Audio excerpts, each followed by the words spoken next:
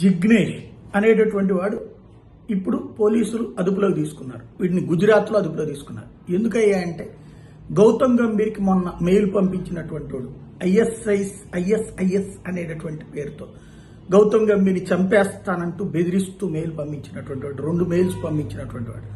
వాడి మీద అంటే ఆ మెయిల్స్కి సంబంధించి గౌతమ్ గంభీర్ కంప్లైంట్ ఇస్తే పోలీసులు ఇన్వెస్టిగేట్ చేస్తే మూలం గుజరాత్లో బయటపడింది. అయితే ఈ జిగ్నేష్ని అరెస్ట్ చేయడానికి ఇంటికి వెళ్ళగానే సహజ సిద్ధంగా వచ్చేసింది. మా వాడికి మతిస్థిమితం లేదండి, మతిస్థిమితం లేని దశలో అతను ఏదో పెట్టాడండి, అర్థం చేసుకోండి అంటున్నారు వాళ్ళ కుటుంబ సభ్యులు.